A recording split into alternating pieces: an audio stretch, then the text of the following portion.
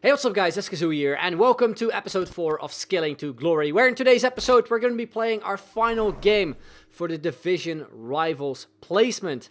In the previous episode, we played our first 4 games, in which we lost 2 and also won 2, so this is going to be the deciding game whether or not we actually do get a decent coin total. I still think though that you will get a nice amount. I'm not fully sure how much you get if you lose 3 games as well, but I knew that winning this game would give me 64k and place me in Division 4. So that was my aim, of course. You can see that we came up against not the best team. We started off great as well, but we got an offside goal, unfortunately. But then still very early on into the game, some nice skill moves from Depay, pass it off to Promes, who then gets the goal, which does not get disallowed this time. A few minutes later, yet again, we go through here with Promes, ball roll, sombrero past the keeper, and we tap it into the net.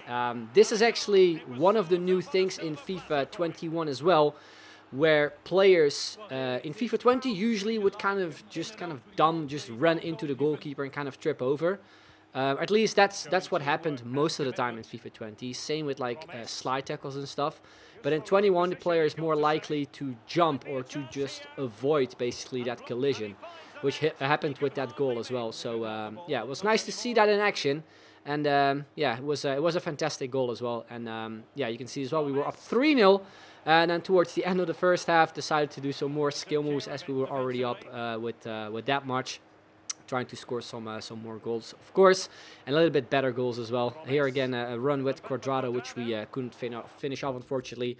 And halftime, you can see from the stats, we were completely dominating against our opponents. So in the second half, we did the exact same thing again, kept on doing some skill moves, kept on scoring goals as well. Yet again, it is 𝐶𝐤𝐤 who completes his hat-trick there, makes it 4-0. Then in the 74th minute, a nice 1-2 there between 𝐶𝐤𝐤 and Memphis, where we get tackled from behind, where you can clearly see that my opponent hit the ball, but it was from behind. Again, he hit 𝐶𝐤𝐤 as well, so yeah. We got a penalty, made it 5-0. And then in the 89th minute, towards the end, when the game was pretty much already decided, we got another chance here with Neres, made good use of the feint and turn, passed it off to Promes, where we went with the Bolasie flick 2 times, trying to go for the volley, but the defender got in the way and denied us the shot.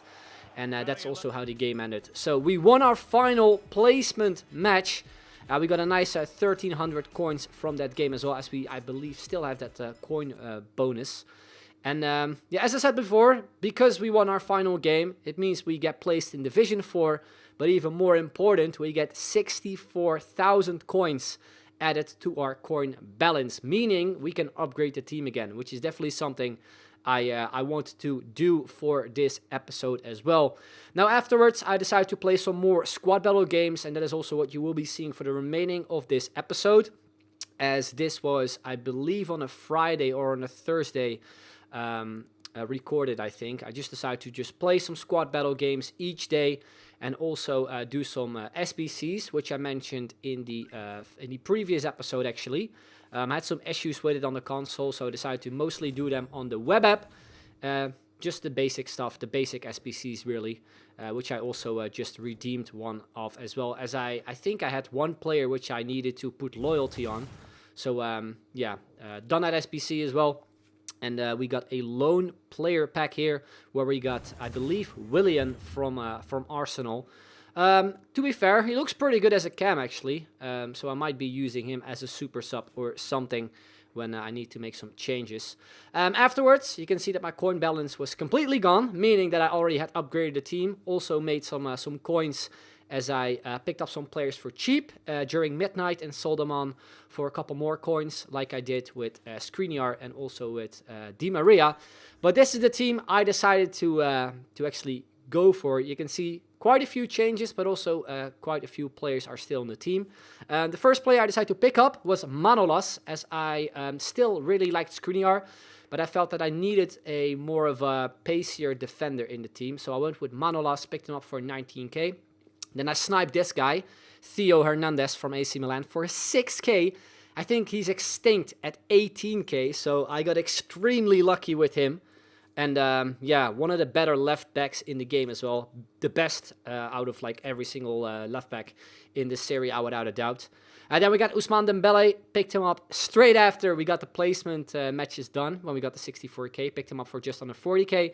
And we got Frankie de Jong as well for 32k, which I think both of them are honestly above 80k at the moment on PlayStation. So we will be getting some nice profit with those two players. So that is a team. Then we move on forward a day later, where I signed into the console and got this pop-up message where we were able to choose, or at least not choose, but we were able to get a loan icon player. Now, I was hoping for either Zidane or Cantona, as I got Ronaldo last year, and the baby Ronaldo has 4-star skills.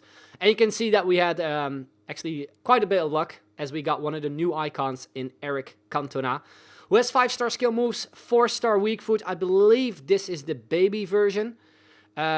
Despite that, though, he looks honestly crazy. 87 pace, 90 dribbling, 88 shooting, 87 passing, 90 physical as well, and some crazy in-game stats as well. So yeah, we will be playing some games with him as well, of course.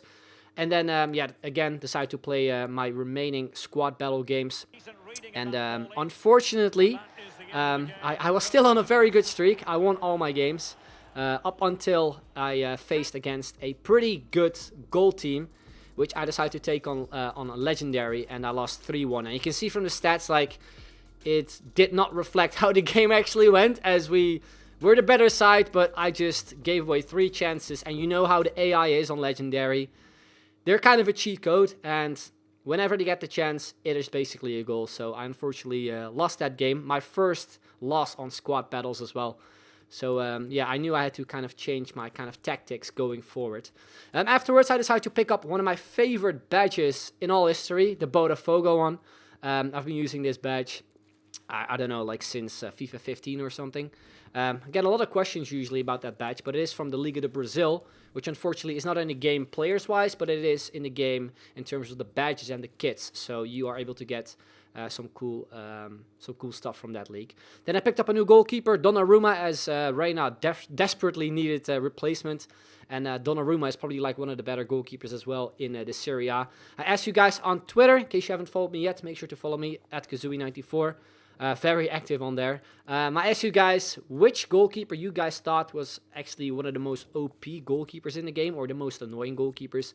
And Donnarumma was one that you guys actually told me about. So I picked him up. And I also decided to redeem this 50k pack, which is a very easy reward you're able to get, as you only need to score 100 finesse goals in, I believe, squad battles. Now, you might be thinking it's quite difficult, but if you don't play squad battles at all, you can simply just do it in, I think, 2 or 3 games if you play on beginner difficulty or amateur difficulty, as the amateur or as the difficulty for this specific objective does not matter at all. So we opened the pack. We got this Copa Libertadores left back from River Plate, 𝐶𝐤𝐤, who I think has 4-star skills, 5-star weak foot, or 3-star skills. He looks nuts, though, for a left back. I bet that if he was in a better league, he probably would have gone for a lot of coins. But yeah, the players unfortunately were untradeable. Could be obviously using them for an SBC later on. Then we, I think, progressed into the season, and we got another pack where we got Kolarov, decent player once again for an SBC. And I believe these players were all untradeable as well. So yeah, pretty much stored them into the club. We also got the Catalyst chem style, which was pretty nice, as we still need to pick up some chem styles for the team that I just showed to you guys. So after that, I decided to play more squad builder games. Decided not to show you guys the results, as it was kind of straightforward for you guys that I just placed myself 64th in the world, meaning I got top 200, even top 100. And I got a jumbo rare players pack and 2, I believe, rare mega packs or mega packs. I'm not fully sure, but I believe it is a 100k pack and a 35k pack, or 35k pack rather, and also 65,000 coins. So yeah, coins wise, we were getting some nice money to spend on more players in the future. First pack was a little bit disappointing. We did get DeAndre Yedlin, which would sell on for a little bit, but apart from that, all the other players were useful for SBCs. Then in the next pack, we did get an inform, a Russian inform who plays in the South Korean league. 𝐋𝐢𝐤𝐞, not familiar with the player. But yeah, he went for discard value basically, as I checked. A lot of people actually were opening squad battle rewards at this time, so I decided not to sell every single player I packed. In this pack we got some okay players, which you could maybe sell on for a couple K, but again, not the best, unfortunately. And then the final pack, guess what? We get the exact same inform. Once again, 𝐋𝐢𝐤𝐞. So I knew that, yeah, this pack wasn't going to be the best. At least that's what I thought. But then afterwards, I noticed we had Douglas Costa, which actually would sell on, I think, for about like 40 to 50K. But today is deadline day, and he actually moved to Bayern Munich, which means he will probably be increased in terms of his price on Ultimate Team. So I'll be keeping him for a little while and hopefully sell him on for a lot of profit. Then we got some more players, which I thought... we're able to sell for a couple K, like Tammy Abraham and Nkunku as well, I think, from Leipzig. And we also got another Manolas, which I did buy earlier in the episode and knew was around the 20K mark or something. So, yeah, it was nice to see that we at least got some money out of the packs as well in Douglas Costa and also Manolas. So, after all, it wasn't too bad, but... I wouldn't say it was completely worth it, like grinding all those games for these type of rewards. The main reason why I decided to do it, just to kind of give myself a kickstart, as we of course start off with a brand new account on a FIFA 21. So yeah, after all, it wasn't too bad, as we had some nice amount of coins and also some decent players. Then afterwards, I decided to actually do the advanced SBCs, which I still had to do, as I had some coins left in order to do them. And I think I spent like 20K or a little over 20K. And I only decided to do the Give Me 5 SBC and also the first 11 SBC on the hybrid leagues. And on the hybrid nations, I only decided to do the Around the World one because it would give me a rare players pack. Meaning we of course were able to get some sick players, hopefully anyway. So yeah, this episode has just been filled with packs, I noticed. But in the next episode, we'll obviously get some more gameplay for you guys as well, jump into some Rivals games. So hopefully you guys will look forward to that. But yeah, we sold some more players. Our coin total at the moment was 80K. So we had some coins left to spend on some players. I was also again looking to upgrade the team, even though we just did that in this video. But yeah, we move on to the packs. I think it was a Prime Mixed Players pack, where we actually did get an extinct player in Klosterman from Leipzig. 80 rated, 84 pace, 82 defending.